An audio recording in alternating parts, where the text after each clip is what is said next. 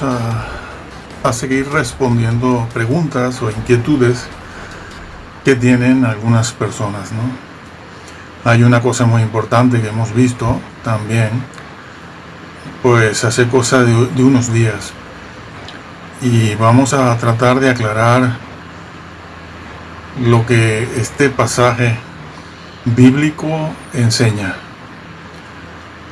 Pifias por todos lados, y la gran masa de creyentes, ¿no? Pues claro, no saben, los que aman la verdad, los que quieren saber de verdad qué dice la Biblia, cuál es el registro bíblico, no encuentran quien realmente les orienten un poco para que ellos por sí mismos pues puedan leer la Biblia y entenderla por sí mismos, ¿eh? Porque el 90% de la cristiandad y de todas estas personas que van colgando vídeos van mintiendo, muchas van mintiendo, y otras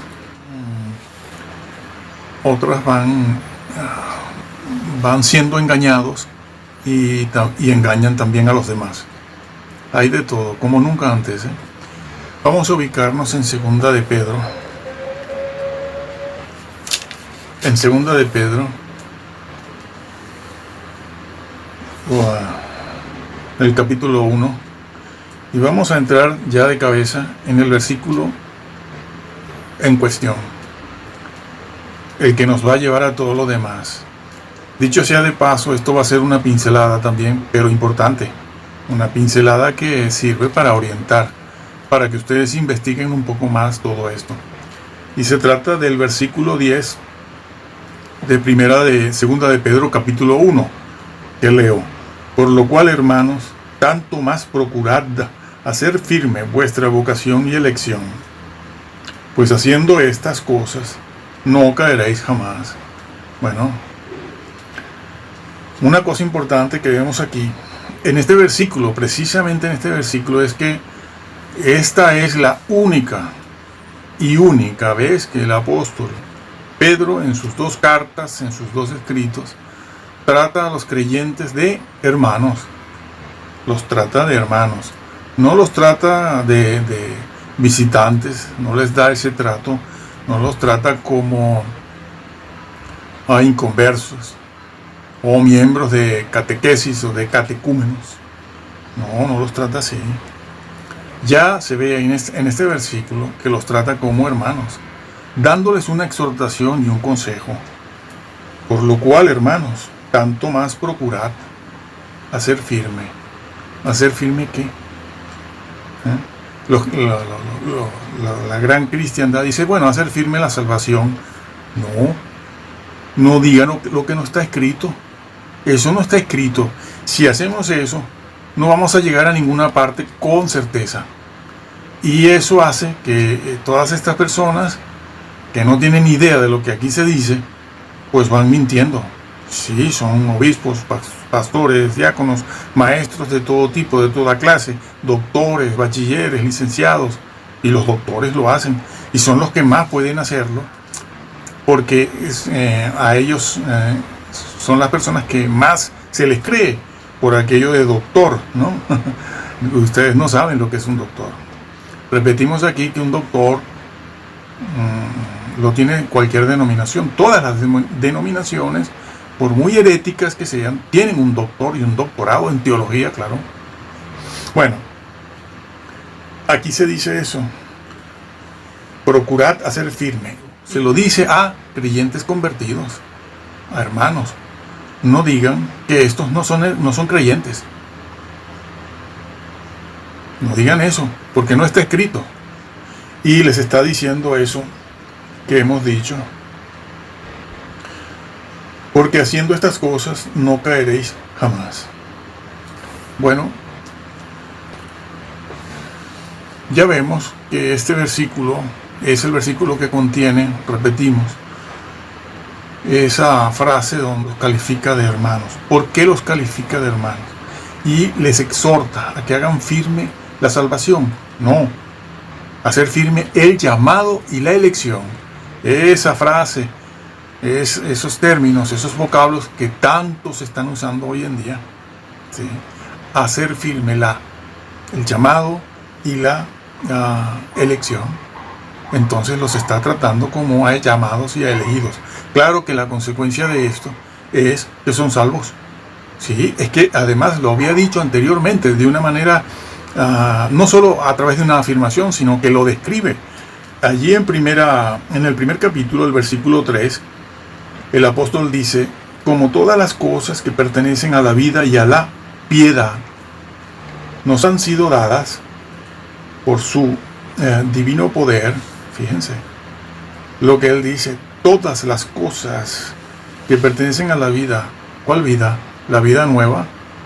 La vida nueva que se supone está en el creyente, cuando se convierte. Y a la piedad, una vida piadosa. Solo los santurrones entran en el reino. Eso que han hecho burlándose, diciendo: yo no soy puritano, yo no soy santurrón. Pues si no eres puritano, si usted no es santurrón, usted no entra. ¿Por qué? Porque solo los santurrones y los puritanos entran. Solo ellos, los que cumplen la ley. Sí, esa que vimos en la oportunidad pasada, la ley moral, no ritual. Esa que está en Mateo, entre el capítulo 5 y 7 de Mateo. Entonces, esas cosas que pertenecen a la vida y a la piedad nos han sido dadas, y él se incluye, por su divino poder. Nos han sido dadas por su divino poder. En esta expresión, no vamos a detenernos mucho en ella, pero podemos decir que esa expresión por su divino poder es el poder de la conversión, el poder de la salvación. Esa frase siempre se puede entender o tiene implícita la idea de el poder salvador de la cruz de Cristo. Es lo que está diciendo él. Todo eso nos ha sido dado por su divino poder. Lo va a decir ahora, a continuación. Lo va a ampliar lo que él quiere decir. Nos han sido dadas por su divino poder. Porque si no es por el poder de Dios, no hay salvación. La salvación no la puede obrar ningún hombre por sí mismo. Nadie se salva si no es por la gracia de Dios. Y eso implica un poder. Bueno, mediante el conocimiento de aquel que nos llamó. Aquí lo dice. El conocimiento de aquel que nos llamó. Dios llama. El Señor llama. Pero la persona ha de conocer el conocimiento. No olvidemos este vocablo. Por el conocimiento de. Se conoce la obra y a la persona de Jesús en un momento determinado de nuestra vida. Se conoce. Y ese conocimiento es el que produce la salvación. Tenemos que responder a ese llamado. El Señor nos llama y debemos saber quién es Él, cómo es Él, qué ha hecho Él. Eso, entre otras cosas, es lo que se está diciendo aquí. Nosotros hemos recibido el poder divino, el llamado, por el conocimiento de el que nos llamó por su gloria y excelencia. Fíjense bien en esta palabra porque es la que aparece en el capítulo 2, cuando se habla de aquellos que retrocedieron.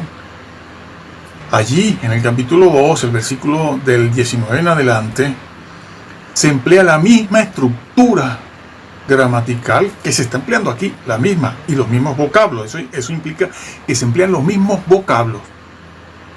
Y el vocablo conocimiento es importante porque tenemos que pensar qué significaba para Pedro conocer al Señor. ¿Qué significaba para él?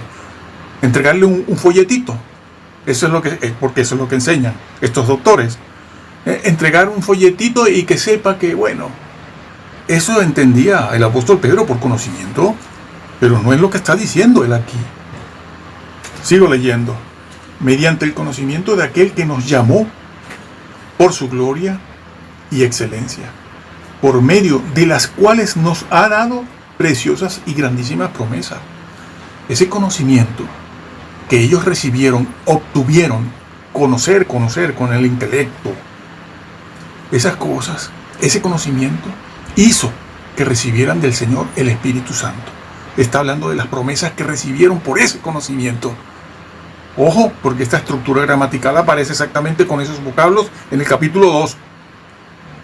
Y los doctores tergiversan la palabra de Dios y allí lo cambian todo.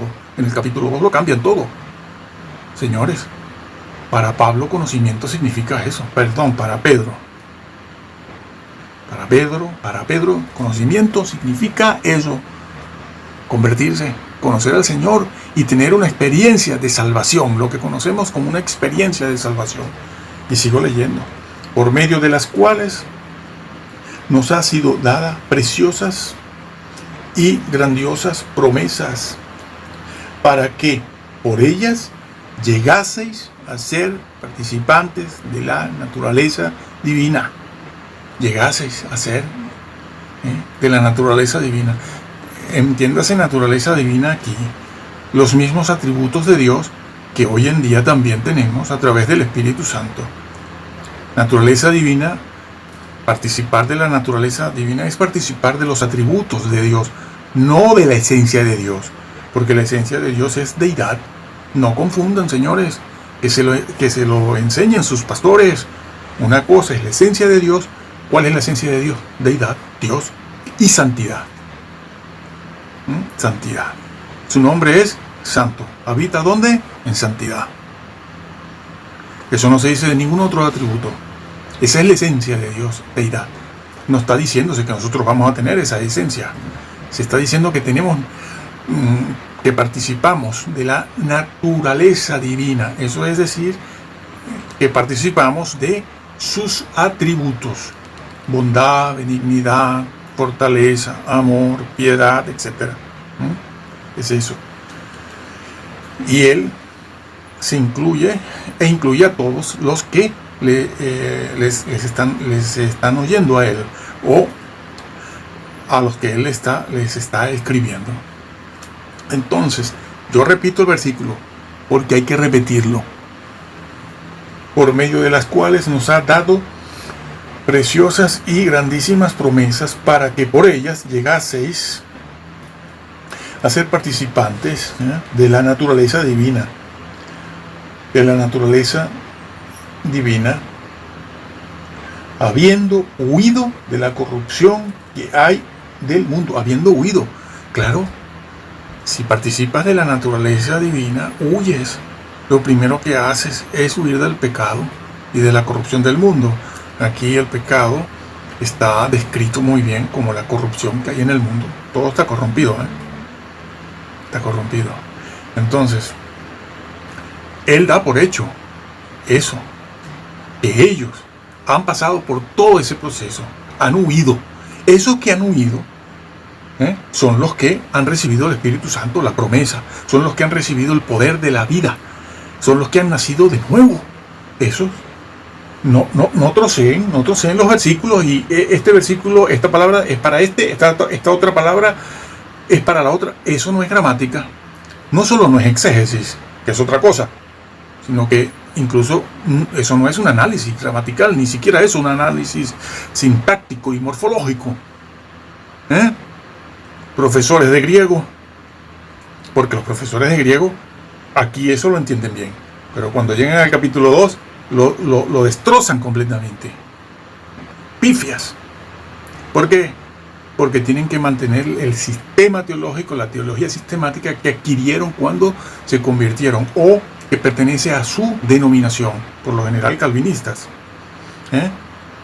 No pueden, no soportan una exégesis como estamos haciendo aquí, que aunque pequeña, aunque un brochazo, nada más, una pincelada, sin embargo, estamos ahora haciendo una cosa muy importante y reveladora. En casa ustedes tienen que pasarse mucho tiempo esgrimiendo minuciosamente esto a través de un análisis gramatical, y luego del análisis gramatical viene la exégesis y la hermenéutica. No confundan. Bueno, pero estamos viendo eso. Estas personas, el apóstol Pedro da por hecho que huyeron de la corrupción. ¿Pero por qué? Porque se convirtieron, lo viene diciendo. Esto les ha sido dado, esto otro les ha sido dado por el conocimiento de Jesús. Y ustedes han huido de la corrupción. Pero son creyentes que se han descuidado en su vida cristiana, se han cruzado de brazos y se han distraído en otras cosas, como hemos explicado en otros sitios, se han descuidado. Hasta el punto, dice el versículo 8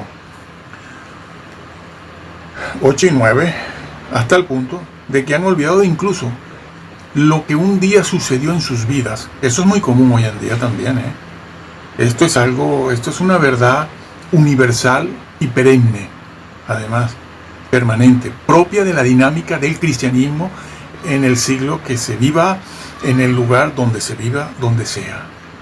Fue verdad allí y está siendo verdad hoy también. Entonces, ellos habían olvidado la purificación de sus pecados, lo dice. Una persona que no es convertida, como dicen estos señores, una persona que no es convertida no puede olvidar la purificación de sus pecados porque nunca fueron purificados, señores. Nunca fueron purificados porque no se convirtió.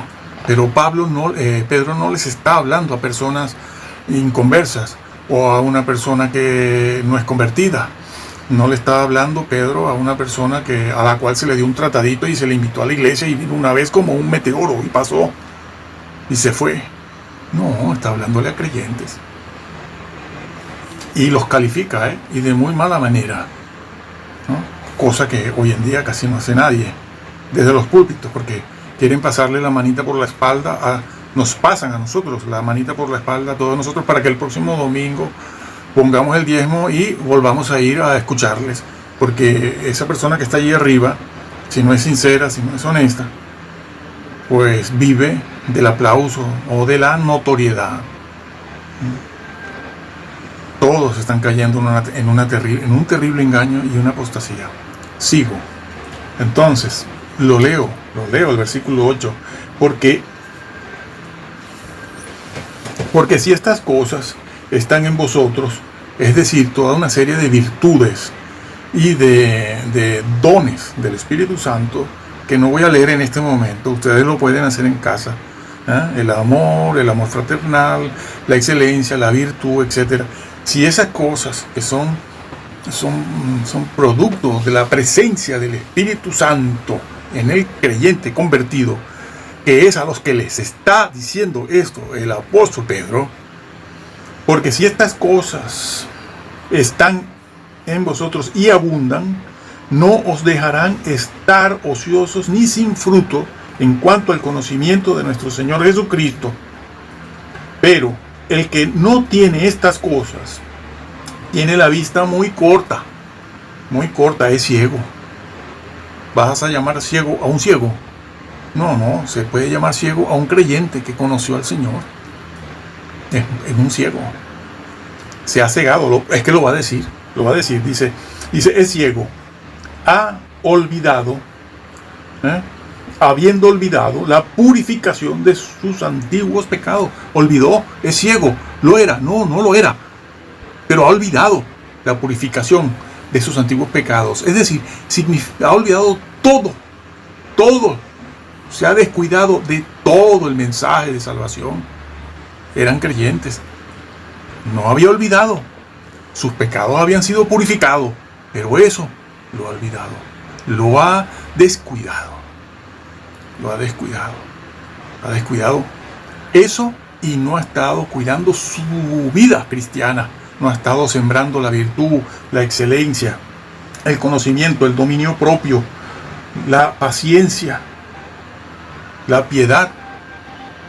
No lo ha estado sembrando, que es el llamado que hace Pedro. A eso hace el llamado él. Pero estos señores en la iglesia lo descuidaron. No es que no han nacido nunca de nuevo, como dicen. No. Es que lo han descuidado, se han olvidado. Y tan es así que el apóstol Pedro les dice, los anima. Dice, por tanto, procurad con mucha mayor diligencia. Procura ser firme eso que tienes. ¿Qué es lo que tienes? Procura ser firme, ¿qué? La salvación. No, antes de la salvación, el llamado y la elección por la cual eres salvo. Eso es lo que le está diciendo. Son creyentes. ¿Cómo que son visitantes? ¿Cómo que son familiares? ¿Cómo que es el señor al que se le dio un tratadito en la calle y ha venido un par de veces pero no se ha convertido? No los está tratando como visitantes, no los está tratando como a familiares. Que les gusta decir esto también. No, esa es la familia que es medio así, que está y no está. No. Pedro aquí no los anima a buscar la salvación. No los anima a arrepentirse el apóstol Pedro aquí, a ellos. No los anima a nada de eso, sino a que cuiden lo que un día recibieron. Que lo ha descrito desde el versículo 3. Descripción. El poder divino por el conocimiento han huido. Pero estos señores se descuidaron. No es que no se acuerdan de que son salvos. No, ellos sí se acuerdan de que un día fueron salvos. Es que se han distraído en otras cosas. Como está sucediendo en la iglesia. Están distraídos con el tema del sol, el Nibiru, las fechas que van poniendo todos estos grandes doctores. Van poniendo fechas y cuando fallan vuelven a poner otra y vuelven a poner otra. Por cierto, que si esto lo hubiesen hecho en tiempos del Antiguo Testamento, los hubiesen lapidado, porque estaba ordenado por el Señor mismo que quien profetizara algo que no llegase a ocurrir sería considerado un falso profeta y tenía que ser lapidado por ley, por ley. Y en el Nuevo pasó lo mismo. Sí, en el Nuevo pasó lo mismo. Bueno, pero no me voy a detener en el Nuevo, porque nos vamos a desviar mucho de lo que nos interesa aquí a nosotros. ¿Qué es esto de caer?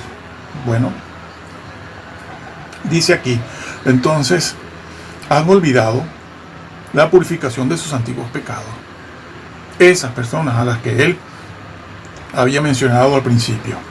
Y entonces dice, por lo cual, hermanos, los trata de hermanos, por lo cual, tanto más procurad, como ustedes son salvos, como ustedes han sido llamados, y han sido elegidos y han caído en esta situación, procuren, tanto más procuren, con una gran diligencia. Esa palabra usada ahí en el original, que se usa en el versículo, no sé si era el versículo 13, el 1, anteriormente se usa, es esa misma, aquí la vuelve a repetir, con diligencia, una gran diligencia. Es decir, no te pongas a ver vídeos, no te pongas a ver los mensajes que te han mandado tus amigos o tus amigas. No te pongas a ver películas. No te pongas a ver el programa o la programación que va a haber en tal sitio, en este otro. No te pongas en tus deleites y pasatiempos y deportes. Tienes que usar todo tu tiempo para reavivar el sitio de donde puedes caer. De hecho, algunos habían caído ya. Los que habían olvidado la purificación, habían caído. Estaban a punto ya de perderse completamente, de llegar a tocar fondo, casi. Y entonces el Señor le dice, tanto más procurad hacer firme vuestra salvación, no, vuestra vocación. Aquí el vocablo vocación se puede traducir también por llamado, lo que significa esto, llamado. Y llamado y elección, pues haciendo estas cosas no caeréis jamás. ¿Caer de dónde? ¿Cómo se le puede decir a una persona que no es convertida que va a caer? ¿Caer de dónde si no está en ningún lado? Cae el que está en un escenario, el escenario de la gracia, el que está bajo esa posición, la posición de ser salvo, por gracia, por fe, claro, justificado por la fe. Eso siempre será verdad, porque nadie puede salvarse por sí mismo, nadie, absolutamente nadie. Todos somos salvos por gracia y porque el Señor nos llama. Nos llama. Entonces, estamos en esa posición de privilegio. Es una posición jurídica, no una condición. La condición puede cambiar, como es el caso de ellos. La condición espiritual cambió, claro. Claro, es que el Espíritu Santo se puede entristecer y se puede hasta apagar. ¿Qué pasa? Ya lo dijimos esto en el otro vídeo. ¿Y qué pasa? No pasa nada, dicen estos doctores. Tú eres salvo, ¿verdad que sí? Tú estás segurísimo. Bueno, ya está. Aunque te sientas así, no pasa nada. El Espíritu Santo no le queda otro remedio que quedarse en ti, aunque por muy apagadito que estés. Eso es lo que le enseñan y es lo que les gusta oír, claro. Y después pasan a los otros temas modernos, que para unos son las danzas, para otros son las comidas, para otros son los acontecimientos astronómicos.